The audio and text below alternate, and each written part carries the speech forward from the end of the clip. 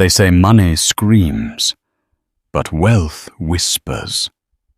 At the Obsidian, New York's most exclusive dining room, a man walked in wearing a mud-stained trench coat and boots that had seen better decades, not days.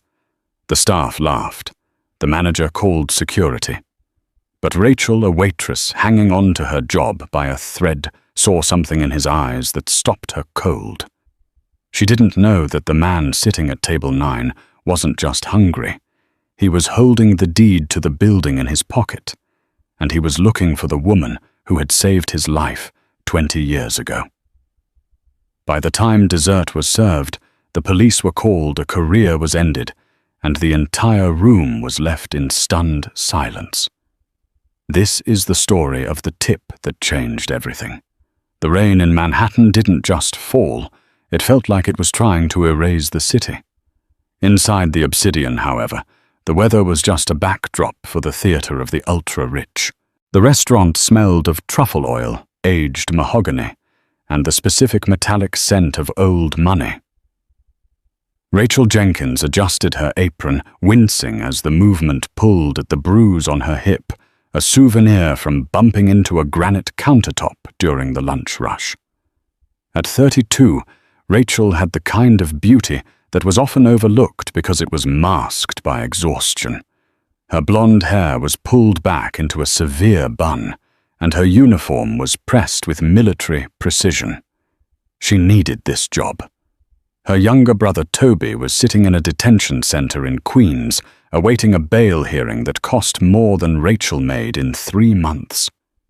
Table 4 needs a refill on the 82 Margot, and stop looking like you're at a funeral, Jenkins, a voice hissed behind her. It was Rick Garrison.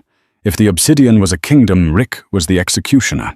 He was the floor manager, a man who wore suits that were slightly too tight, and cologne that arrived 5 minutes before he did. Rick didn't just dislike Rachel. He despised her. She was the only server who didn't flirt with him for better shifts, and her refusal to play his games made her a target. "On it, Rick," Rachel said, keeping her voice flat. "That's Mr. Garrison to you. And fix your lipstick. You look washed out." Rachel gripped her tray tighter, her knuckles turning white, but she walked away without a word. She couldn't afford a fight. Not tonight. The heavy oak doors at the front of the restaurant swung open, letting in a gust of wet, freezing wind. The ambient jazz music seemed to falter for a second. Standing in the entryway was a man who looked like he had walked straight out of a natural disaster. He was older, perhaps in his late 60s, with a beard that was grey and unkempt.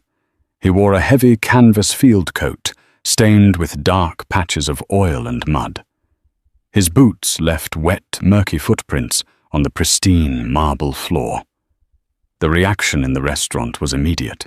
The hostess, a young woman named Tiffany, who had been hired more for her Instagram following than her hospitality skills, froze in horror. Conversations at the nearby tables died down, replaced by whispered scoffs. Rick Garrison was across the floor in seconds, his face twisting into a sneer of professional outrage. "Tiffany!" Rick snapped loud enough for half the room to hear. "Why is the door open? We have a dress code." He turned on the old man, puffing out his chest. "Sir, you are lost. The soup kitchen is 6 blocks down on 4th Avenue. Get out before I call the police." The old man didn't flinch. He just blinked, rain dripping from his eyelashes. His eyes were a startling, piercing blue, contrasting sharply with his ragged appearance. "I'm not looking for soup," the man said.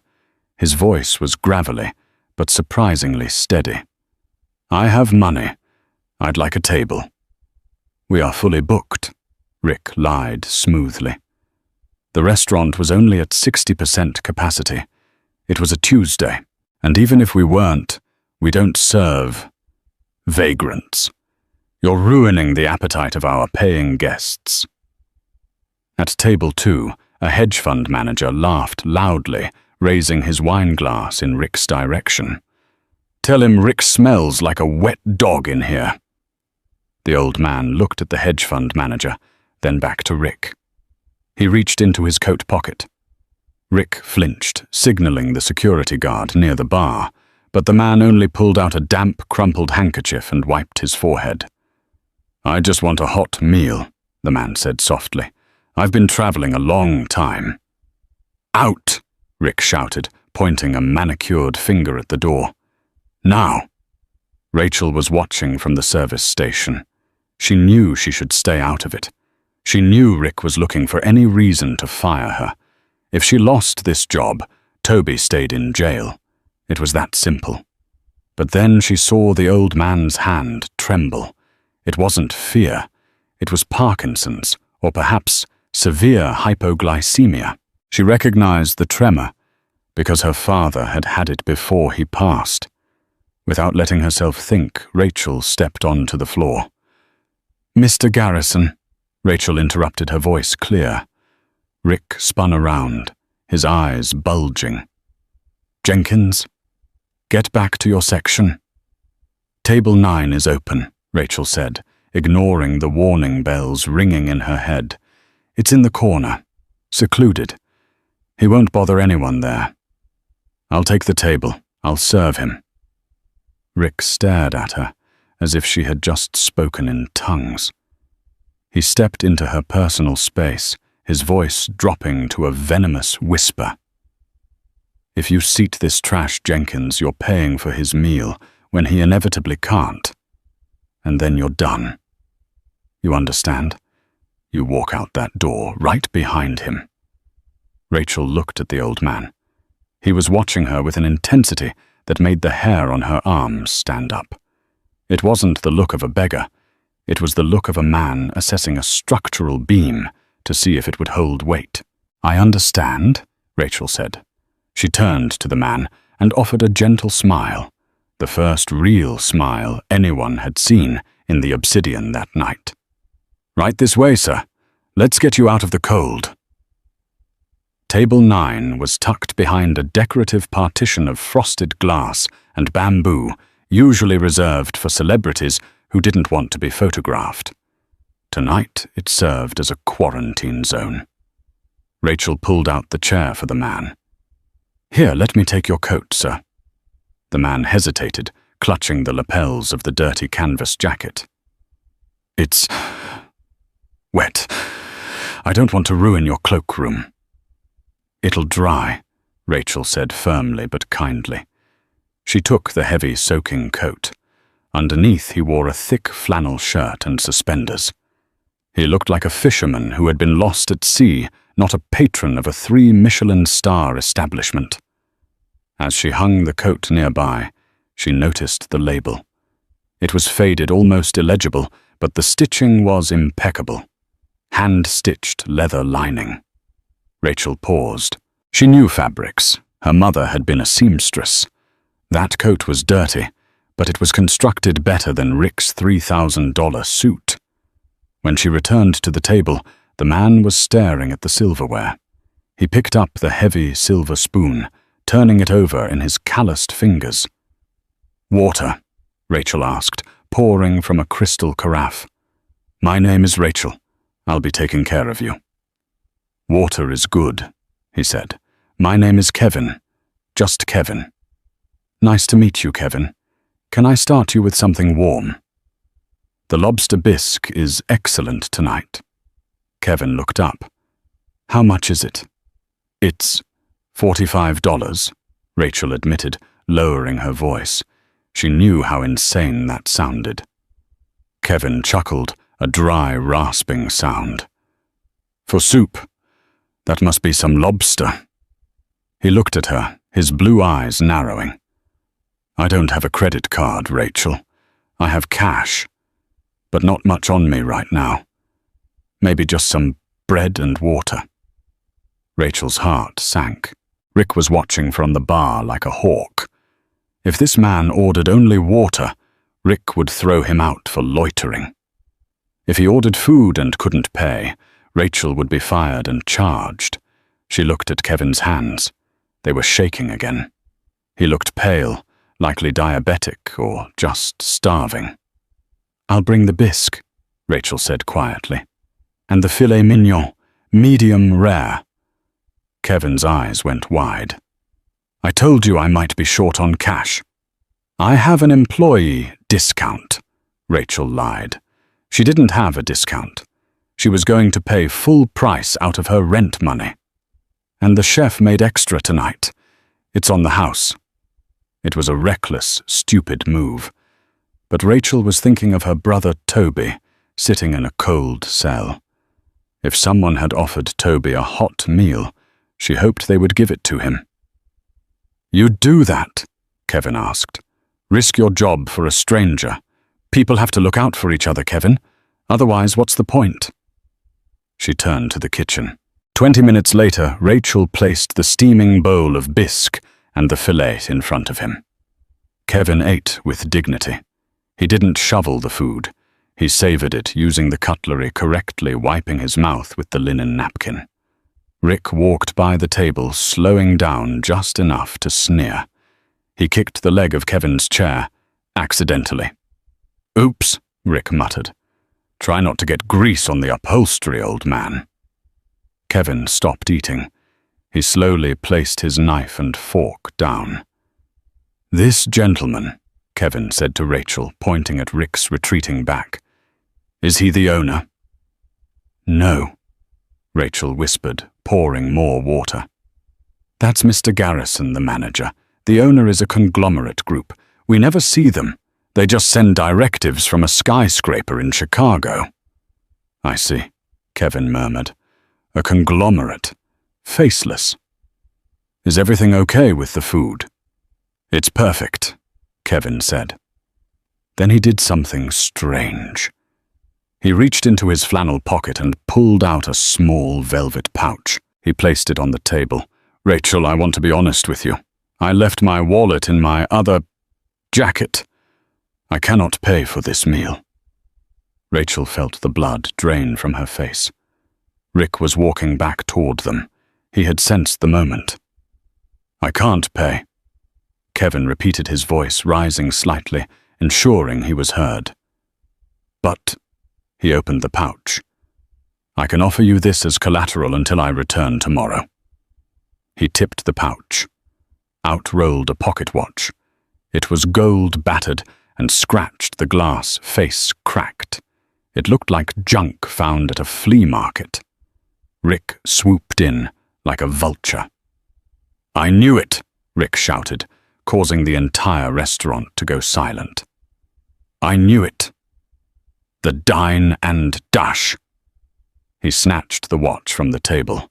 "What is this trash you think this pays for $100 steak?" Rick held the watch up, mocking it. "It's broken. It's worthless." "It's not worthless to me," Kevin said, his voice dropping to a dangerous octave. "That was given to me by my father in 1955. "It's garbage," Rick yelled. He looked at Rachel. "And you, I told you, Jenkins." "You are responsible for this bill. $340, including the wine he didn't drink, because I charge a corkage fee for stupidity." "I'll pay it," Rachel said, her voice shaking. "Just give him back his watch."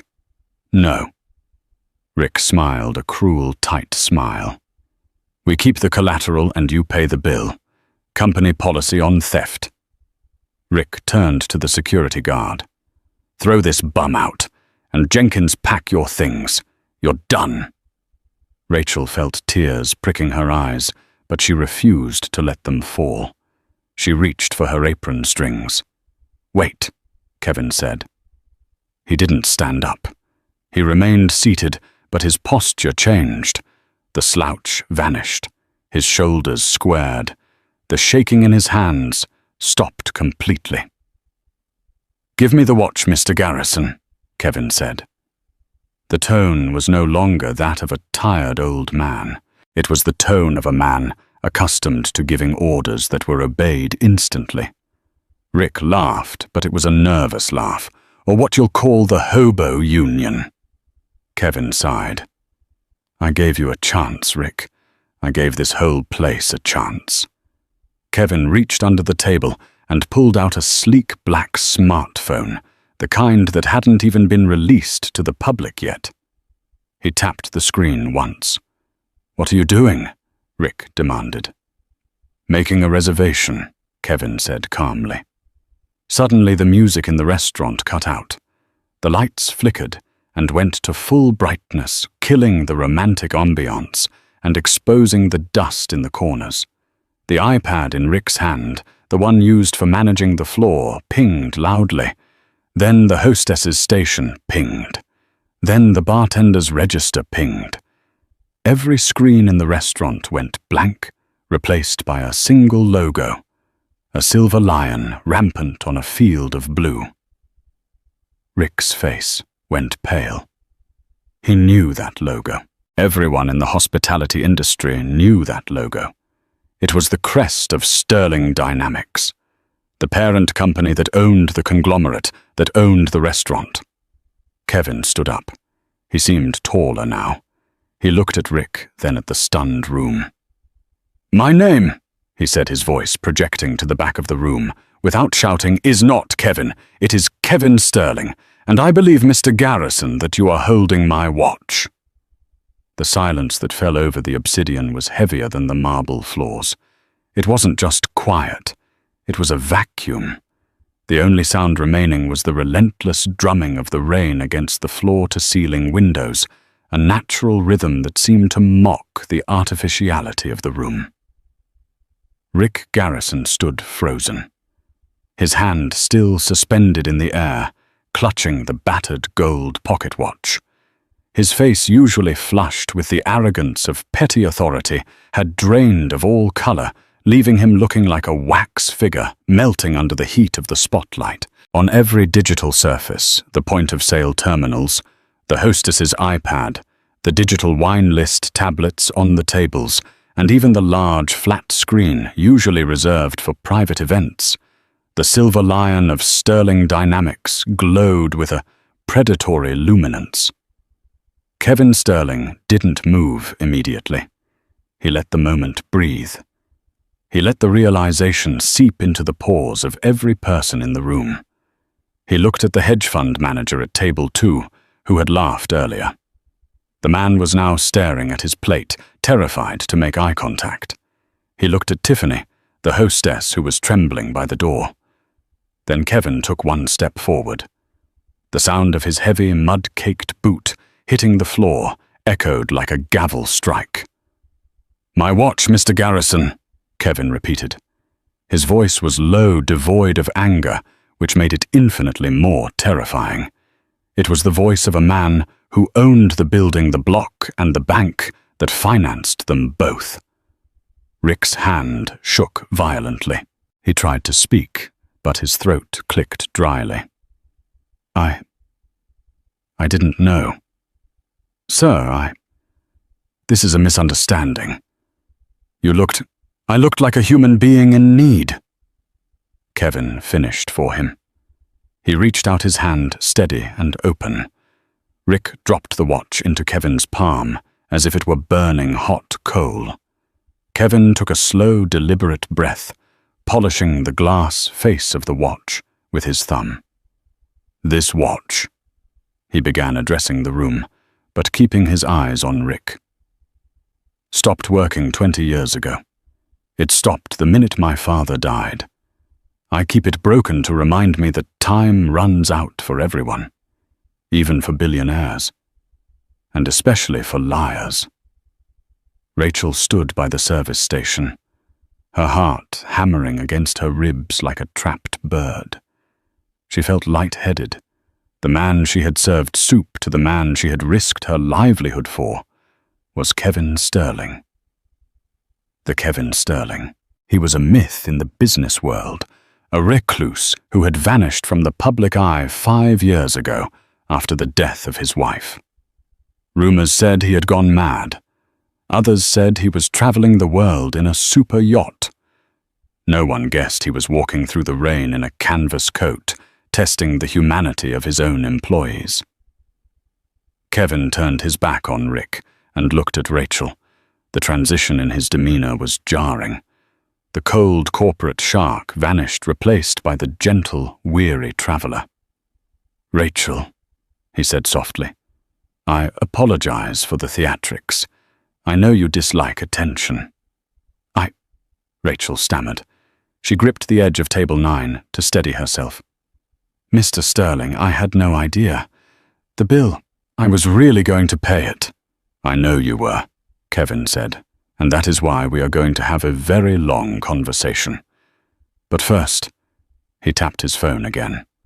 The lights in the restaurant dimmed back to their normal warm setting, though the screens remained locked on the lion logo. Kevin walked over to the main doors. He closed them, sliding the heavy brass bolt into place. He turned to the security guard, a burly man named Mike, who was currently looking for a hole to crawl into. "Mike, isn't it?" Kevin asked. "Yes, sir. Mr. Sterling, sir." Mike squeaked. "You're with Blackstone Security?" "Yes, sir." "You are currently contracted to protect the patrons of this establishment."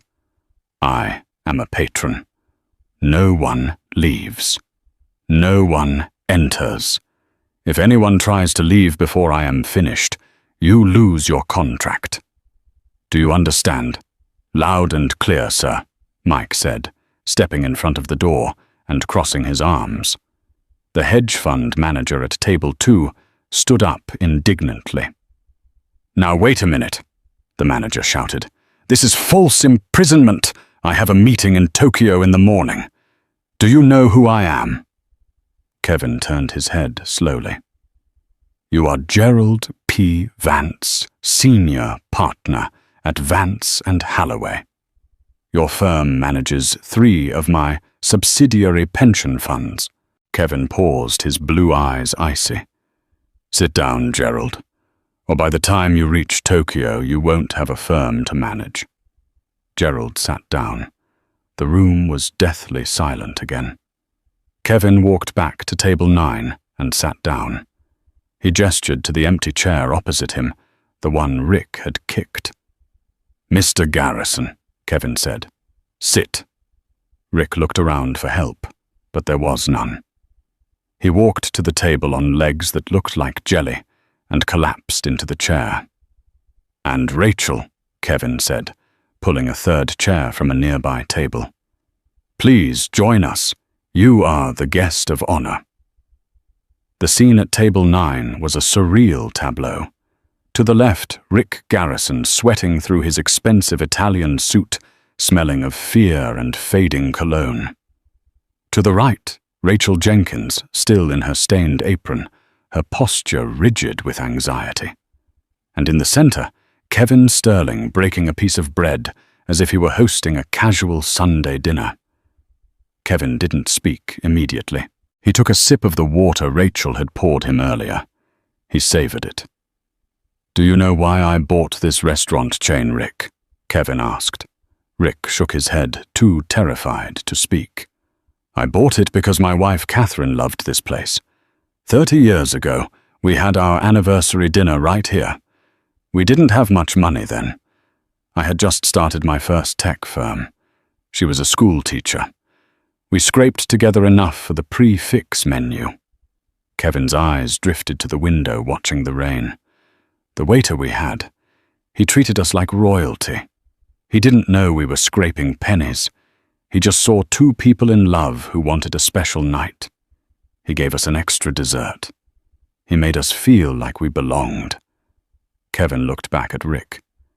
"That feeling is what I bought. That is the product you're supposed to be selling. Not steak, not wine, dignity." Rick swallowed hard. "Sir, we maintain the highest standards. The waiting list is 3 months long. Our revenue is up 15% this quarter." "Revenue?" Kevin spat the word out like a curse. He tapped his phone. The large screen on the wall changed. The lion logo disappeared, replaced by a spreadsheet. It was complex, filled with rows and columns of red and black numbers. "I've been sitting in the park across the street for 3 days, Rick," Kevin revealed. "I've been watching, I've been counting, and I've been hacking." Rick's eyes widened. "Hacking? My team at Sterling Dynamics specializes in cybersecurity. It took them about 4 minutes to bypass your firewall." Kevin pointed to the screen. "You say revenue is up, but interestingly, the inventory costs are up by 40%, specifically high-end wines." Kevin scrolled down on his phone, and the screen mirrored the movement. "Bottle of 1982 Chateau Margaux, removed from inventory on Tuesday, marked as spoiled/corked. Yet I saw you put a case in the trunk of your Audi last night, Rick." A gasp went through the room. The staff by the kitchen door were whispering furiously. I was transporting them to the cellar." Rick stammered, his lie flimsy and desperate. "To your cellar in Westchester," Kevin asked. "We have the GPS data from your company car."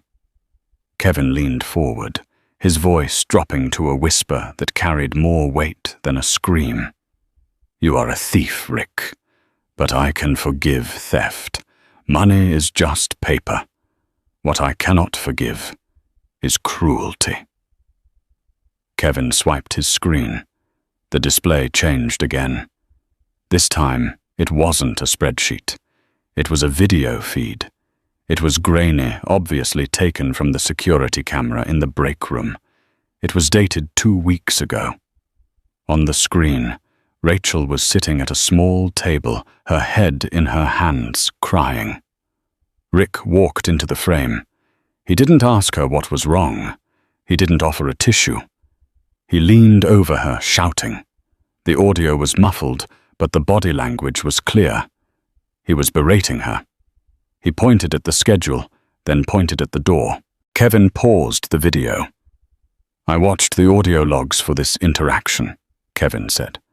"Rachel had asked for an advance on her paycheck. A medical emergency, she said. You told her that if she couldn't manage her finances, she shouldn't have children. But Rachel doesn't have children, does she, Rick?" Rick looked down at his hands. Kevin turned to Rachel. His expression softened completely. "Rachel, tell him." Rachel jumped slightly. "Tell him what, sir? Tell him why you needed the money. Tell him why you are working double shifts on a bad hip. Tell him why you risked your job tonight to feed an old man." Rachel looked at Rick, then at the curious faces of the other diners, then finally at Kevin. She felt exposed, stripped raw. But looking into Kevin's eyes, she saw no judgment, only a demand for the truth. "It's my brother," Rachel whispered. Her voice cracked, so she cleared her throat and spoke louder. "My brother Toby. He's 22. He's a criminal," Rick muttered, unable to help himself. "He's an idiot," Rachel corrected, her eyes flashing with sudden fire. "But he's not a criminal. He was in a car with friends. One of them had things he shouldn't have had. When the police stopped them, the friend shoved the bag under Toby's seat. Toby panicked. He didn't speak up. Now he's in Rikers Island awaiting bail." She took a deep breath. "The bail is set at $15,000. Our parents are gone. It's just us. If he stays in there, he's a soft kid. He won't survive Rikers. I've been working here for 2 years, saving every penny, eating instant noodles, walking to work to save bus fare." She looked at Rick. "I asked for the advance because his hearing is on Friday. I'm short $2,000. You told me I was pathetic." The room was silent. Even the hedge fund manager looked uncomfortable. "And tonight," Kevin asked gently, "why help me? You thought I was a homeless drifter. You knew Rick would fire you. Why risk the bail money? Why risk Toby?" Rachel looked down at the tablecloth, tracing the stitching. "Because when I saw you standing there shaking, you looked like my dad." She looked up, tears finally spilling over. "My dad had Parkinson's. Before he died, he had moments where he would get confused, wander off. People would yell at him. They would treat him like he was invisible. I saw his hands in your hands, and I thought, if that were my dad, and he was hungry and cold and alone, I would pray to God that someone would give him a bowl of soup. She wiped her face with the back of her hand. I couldn't let you starve, even if it cost me the job. I figured I'd find another way for Toby, but I couldn't live with myself if I walked away from you. Kevin stared at her for a long, long moment. He didn't smile. He looked deeply, profoundly sad, and yet incredibly proud. He reached into his pocket and pulled out the velvet pouch again. He placed the gold watch on the table. Character, Kevin said, his voice thick with emotion, is what you do when no one is watching. Or in this case, when you think the only person watching is a man who can do nothing for you. Kevin stood up. He buttoned the flannel shirt. Rick Garrison, Kevin said. Rick jumped to his feet. Yes, sir. You are fired. Effective immediately. You will leave your keys, your pass card, and the company phone on the table. You will not go to your office. You will be escorted out by Mike. But my severance? My contract, Rick pleaded. Your severance is that I am not pressing charges for the embezzlement of the wine inventory. Yet, Kevin said coldly. If you leave quietly now, I might let you stay out of prison. If you say one more word, I call the district attorney. He's eating at table 6. Rick looked at table 6. The district attorney raised a glass of water in a mock toast. Rick Garrison, a man who had terrorized the staff of the Obsidian for 5 years, placed his items on the table with shaking hands. He walked the long walk to the door, accompanied by the security guard. When the door opened, the wind howled and Rick stepped out into the rain, disappearing into the dark, wet city. Kevin sat back down. He looked at Rachel. Now, Rachel, Kevin said, a twinkle finally returning to his eye. About that bill. I can pay it, Rachel said, reaching for her pocket. Don't be ridiculous. Kevin waved his hand. I own the restaurant. I eat for free. But we do need to discuss your future. He leaned in. I don't need a waitress, Rachel. I have plenty of those. What I need is someone who understands that a business is made of people, not spreadsheets. I need a director of operations for the entire Northeast Division. Rachel's jaw dropped. I don't have a degree. I don't have experience. You have the only experience that matters, Kevin said firmly. You have a spine, and you have a heart. I can teach you how to read a P&L statement in a week. I cannot teach a Harvard graduate how to give a damn about a stranger. But, Toby, Rachel whispered, I can't start a new job. I have to get him out. Kevin smiled. He pulled out a checkbook. It was a simple blue checkbook. He uncapped a fountain pen. How much is the bail? 15,000, Rachel said. Kevin wrote. He tore the check out and slid it across the table. Rachel looked at it. It wasn't for 15,000. It was for $100,000. That's for the bail, Kevin said. And for a lawyer. A real lawyer, not a public defender. I know a firm. Vance and Halloway. He glanced at table 2. Gerald, you'll take the case, won't you, pro bono? Gerald Vance choked on his water. Absolutely, Mr. Sterling. It would be an honor. Kevin looked back at Rachel, and the rest is a signing bonus. Welcome to Sterling Dynamics, Rachel. Rachel looked at the check, then at Kevin. She tried to say thank you, but no words came out. She just covered her face with her hands and sobbed. The entire restaurant, the wealthy elite who had scoffed at the beggar only an hour ago, burst into applause. It started slow, then grew louder, until the room was thundering. Kevin waited for the noise to die down. He picked up his spoon. "Now," he said, dipping it into the cold bisque. "This soup is excellent. But Rachel, I think we should open a bottle of the 82 Margot, the real one. I hate dining alone." The cork from the 1982 Chateau Margaux didn't pop. It sighed. It was the sound of 40 years of patience being released into the air. Kevin handled the bottle himself, refusing the sommelier, who had rushed over the moment Rick was escorted out.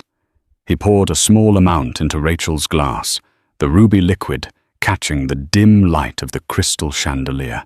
"Do you know why this wine costs $3,000 a bottle?" Kevin asked, swirling the liquid in his own glass. The restaurant had returned to a hum of conversation, but it was different now. It was the nervous electric hum of a room that knew a king was holding court in the corner. Every eye was darting toward table 9. Rachel shook her head, terrified to touch the delicate stemware. "Because it's rare. Because of the weather," Kevin said, inhaling the bouquet. 1982 was a volatile year in Bordeaux. Hot summer sudden storms. The grapes struggled. They had to fight to survive on the vine. That struggle made the skin thicker, the juice more concentrated. He looked at Rachel, his blue eyes piercing. "Ease produces weak wine, Rachel. Struggle produces character. You are a vintage year." Rachel finally reached for the glass. Her hand was trembling, but less than before. She took a sip. It tasted like berries, earth, and something ancient. It tasted like money. "Mr. Sterling," she began, her voice low, "I don't know if I can do what you're asking. I've been a waitress since I was 19. I know how to balance 3 plates on one arm, not how to run a division of a multinational company." "Skills are cheap," Kevin dismissed, waving a hand. "I can hire 1,000 MBAs tomorrow. They will all know how to read a spreadsheet. They will all know how to cut costs. And they would all have let me sit here and starve because it wasn't efficient to feed a non-paying customer. You have instinct. You saw a human being where others saw a nuisance. That is the only qualification I care about." He leaned back, the leather chair creaking. "Besides, you aren't doing it alone. You'll have mentors. You'll have a team. But you will be the moral compass. You will be the one who asks, 'Is this right?' before you ask, 'Is this profitable?'" Just then a shadow fell over the table. It was the hedge fund manager, Gerald Vance, from table 2. He had approached with the stealth of a hunting cat, holding his own glass of wine. "Mr. Sterling," Vance said, his voice dripping with an oiliness that made Rachel want to scrub her skin. "I couldn't help but overhear. A truly inspiring gesture. I just wanted to say my firm has always admired the ethical stance of Sterling Dynamics. If there is ever anything at all we can do to support this new initiative." Kevin didn't look up. He continued to swirl his wine. "You can sit down, Gerald. You are blocking the view of the kitchen." Vance's smile faltered, twitching at the corners. "Of course. The legal matter regarding the young lady's brother. I meant what I said. I will handle it personally. Immediately." Kevin finally looked up. "I expect you to. Tonight." "Tonight." Vance blinked. "It's 9:00 p.m. The courts are closed." "You are a senior partner at Vance and Halloway," Kevin said dryly. "If you can't find a judge to sign a bail release at 9:00 p.m., Then perhaps I should move my pension funds to a firm that plays golf with the right people. Do we have an understanding? Vance paled. I'll make the calls from the car. Consider it done. He retreated hastily. Rachel watched him go, stunned. Is that how it works? She whispered. You just say things and they happen. That is how power works, Rachel. Kevin said, his face suddenly looking very old and very tired. It is a heavy tool. It can build or it can destroy. Rick Garrison used his tiny amount of power to crush you. I use mine to crush men like Rick. You must learn to use yours to build. Kevin signaled to the floor. Tiffany, the hostess, hurried over. Her mascara was smeared, likely from crying in the bathroom, after realizing she had almost kicked out the owner. Sir. Tiffany's voice shook. Wrap up the rest of the steak for Rachel to take home, Kevin ordered, and bring the check. The check, sir. But you own the place. I am a customer tonight, Tiffany, Kevin said sternly. I will pay the bill, including the tip, and I want you to distribute the tip among the kitchen staff and the bus boys. Only them, not the floor staff who stood by and watched. Yes, sir. Kevin turned to Rachel. Finish your wine. We have a ride to catch. Where are we going? Rachel asked, feeling like she was in a dream that was rapidly turning into a whirlwind. Queens, Kevin said, standing up and buttoning his old muddy canvas coat over his flannel shirt, hiding the billionaire beneath the disguise once more. We are going to get Toby. As they walked toward the door, the restaurant fell silent again. This time it wasn't out of shock, but out of reverence. Rachel felt the eyes on her back, envy, curiosity, confusion. She wasn't just Rachel the waitress anymore. She was the woman who had passed the test. But as she stepped out into the cold, biting rain of the New York night, the reality hit her. The check in her pocket was real. The job offer was real. But so was the cold, and so was the jail cell where her brother was sitting. A long black limousine was idling at the curb, its engine purring like a sleeping panther.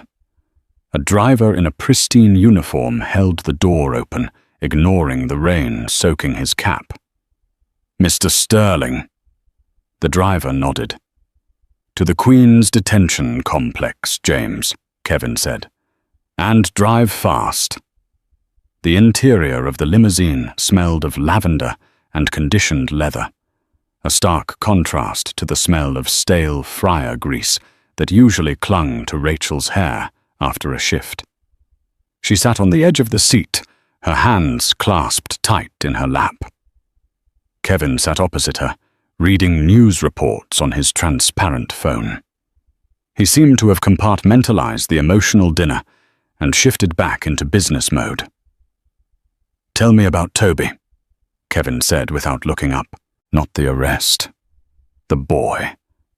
Rachel took a breath, watching the city lights blur past the rain-streaked windows. He's an artist. Or he tries to be. He draws these incredible sketches of the city. Bridges, skyscrapers. He sees beauty in the grime. She smiled sadly. But he's a follower. He wants people to like him so bad. He met these guys. Promoters, they called themselves. They promised him they'd get his art into galleries if he hung out with them, drove them around. The classic lure, Kevin murmured. Validation. He didn't know they were moving drugs, Rachel insisted. I know every sister says that, but Toby, he faints at the sight of blood. He's gentle. He was just the driver. When the cops flashed their lights, the guy in the passenger seat, Jax shoved a brick of fentanyl under Toby's seat. Kevin looked up sharply. Fentanyl. That carries a mandatory minimum. That's why bail was so high, Rachel said, her voice trembling. and why the public defender told him to plead guilty for 15 years. 15 years, Mr. Sterling. His life would be over. Kevin tapped the glass partition separating them from the driver. James, get Gerald Vance on the speaker. A moment later, the crisp, slightly breathless voice of the lawyer filled the cabin. Mr. Sterling, I'm currently pulling up to the magistrate's home in Long Island. I have the writ of habeas corpus and the bail bond. The charge is possession, with intent to distribute fentanyl, Kevin said sharply. It's not just a bail hearing, Gerald. The police report will show the drugs were under the driver's seat. Circumstantial evidence points to the boy. I'm aware, Vance said, his tone shifting from sycophantic to professional. I've already had my investigator pull the dash cam footage from the arresting officer's cruiser.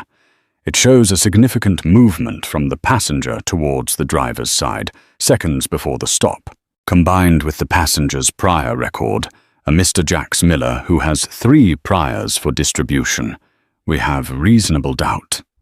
I'm not just getting him out on bail, Kevin. I'm going to get the charges dismissed, but it will take a few days for the dismissal. Tonight, we just get him out. Good, Kevin said. Meet us at the facility. The car fell silent.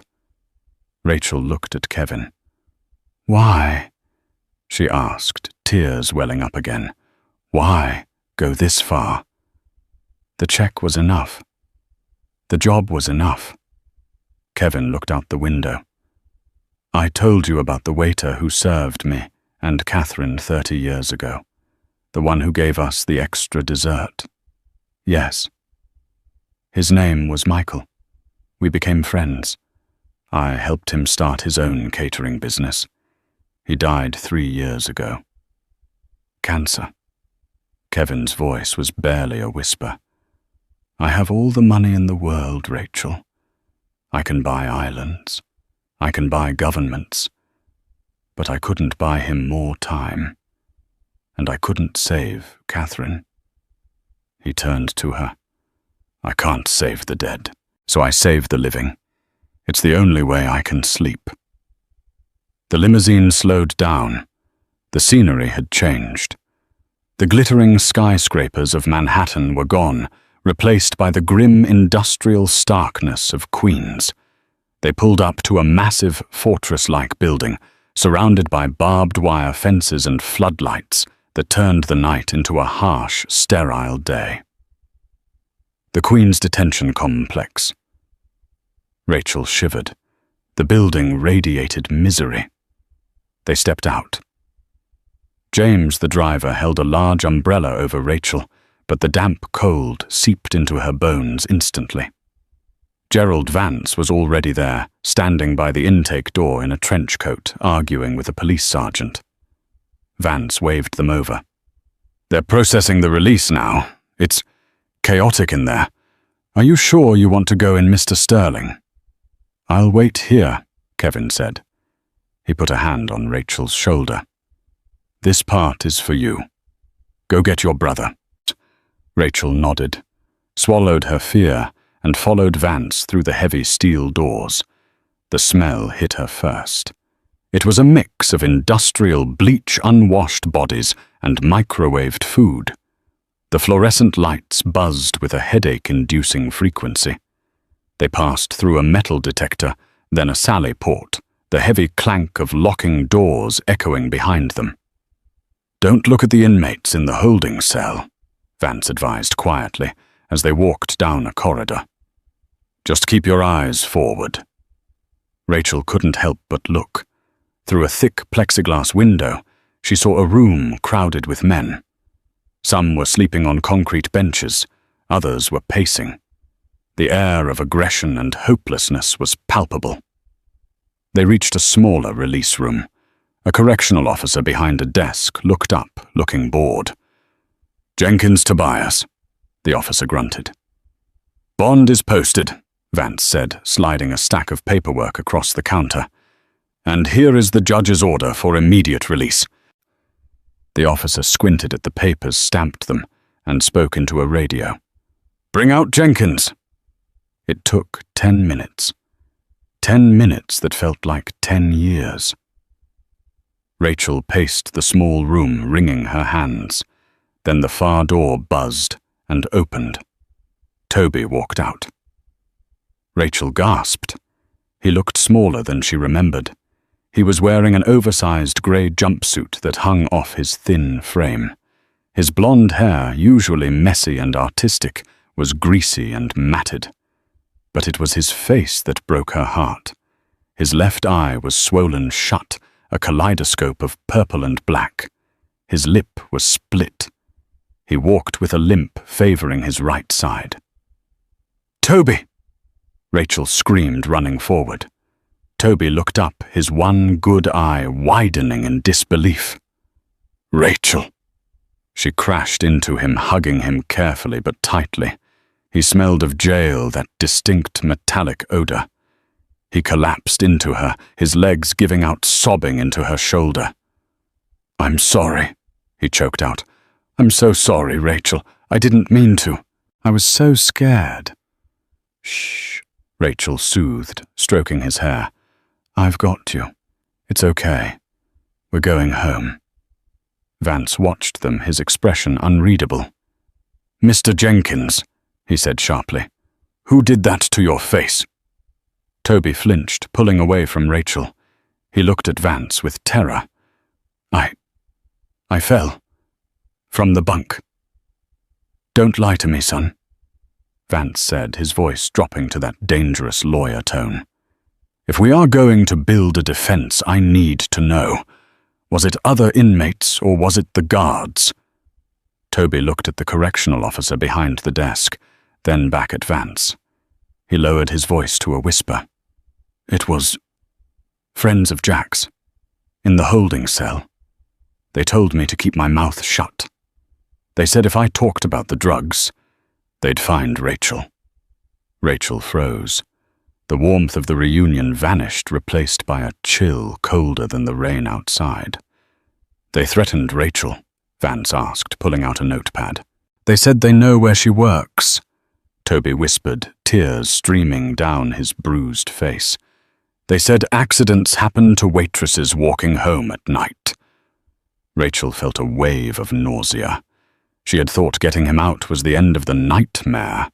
She realized now it might just be the beginning. Vance snapped his notebook shut. "Well, it's a good thing she doesn't work there anymore." "Come on," Rachel said, her voice fierce. She grabbed Toby's arm. "We're leaving, now!" They walked out of the complex, supporting each other. When the cold air hit them, Toby gasped, gulping it down like it was water. Kevin was standing by the limo, smoking a cigar, a habit he rarely indulged in. He saw Toby's face and his expression darkened. He didn't say a word. He just opened the door. "Get in," Kevin said. Once they were inside and the heat of the car wrapped around them, Toby looked at Kevin, then at the luxury of the car, then at Rachel. "Rachel, who is this? Did you borrow money from a loan shark?" Toby asked, panic rising in his voice. "Because if you did, these guys, they don't play." Rachel laughed, a jagged, hysterical sound. "No, Toby, this isn't a loan shark. This is my new boss." Kevin leaned forward. He looked at Toby's bruised eye. "Toby," Kevin said, "Rachel tells me you are an artist." Toby blinked, confused by the non sequitur. I draw." "Yeah." "Good," Kevin said. "Because you are going to need a distraction. You aren't going back to your apartment in Queens, and Rachel isn't going back to hers." "What?" Rachel asked. "Mr. Sterling, we can't—" "You heard the boy," Kevin interrupted. "He was threatened. You were threatened. These friends of Jack's sound like a localized distribution ring. Small time, but violent. Until Mr. Vance dismantles them legally, and until my security team dismantles them. Physically, you are vulnerable." Kevin pressed a button on the intercom. "James, the Hamptons estate. "The Hamptons!" Rachel exclaimed. "That's 3 hours away." "It is a fortress," Kevin said calmly. "It has walls, cameras, and guards. You will stay there. You will eat good food. Toby will heal. And you, Rachel, will start your training for your new position." He looked at the two of them, the battered brother and the exhausted sister. "You wanted a chance, Rachel," Kevin said softly. "This is it. But sometimes a fresh start requires burning the old bridges. Tonight we burn them." As the limousine pulled away from the curb, sliding into the dark, rainy traffic, Rachel looked back at the detention center fading into the gloom. She held Toby's hand. She was terrified. She was overwhelmed. But for the first time in her life, she wasn't alone. The test at the restaurant was over. The test of survival had just begun. The rain finally stopped as the limousine crossed the threshold of the Sterling estate in the Hamptons. For the first few weeks, the silence of the sprawling oceanfront property was deafening to Rachel and Toby. They were used to the sirens of Queens and the clatter of dishes.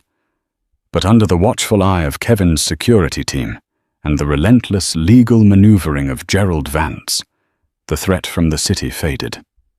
The drug gang was dismantled, their leverage gone the moment Toby's charges were dropped due to the dash cam evidence. 6 months later, the Obsidian reopened. It was no longer just a place for the ultra-rich to be seen. It was a place where they came to be served.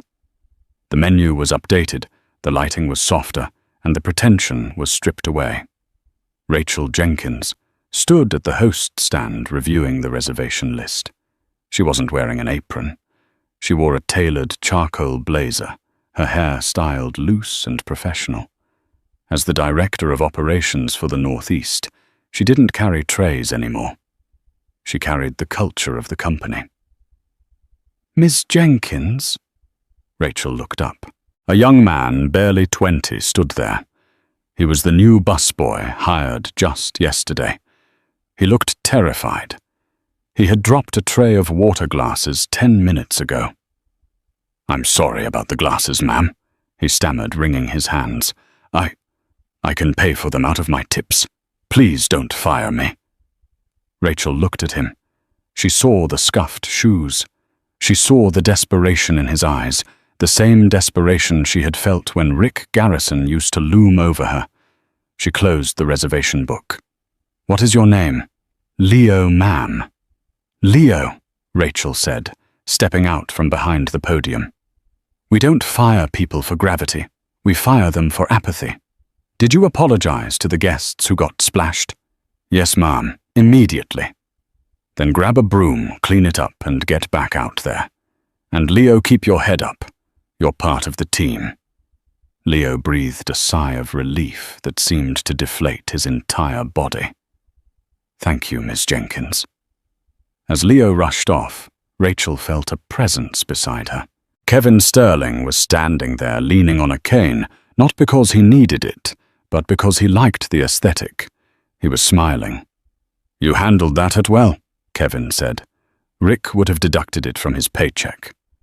"Rick is currently parking cars at the airport," Rachel noted without malice. "I think he's learned enough about deductions." Kevin chuckled. He gestured to the wall near table 9. Hanging there, framed in simple black wood, was a charcoal sketch. It depicted a rainy New York street, a glowing restaurant window, and a lonely figure in a coat. It was beautiful. It was haunting. "Toby's first sale," Kevin said proudly. "I outbid the mayor for it." "He's doing well in art school," Rachel said, her voice softening. "He's happy, Kevin, for the first time." "He had the talent." Kevin shrugged. "He just needed the runway." He turned to Rachel, his blue eyes twinkling. "And you? Do you miss waiting tables?" Rachel looked out over the dining room. She saw couples laughing, business deals being struck, and families sharing meals. She saw her staff moving with confidence, not fear. She saw a room full of dignity.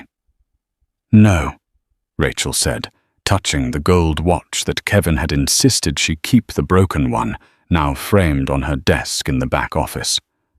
"I don't miss it, but I'll never forget it."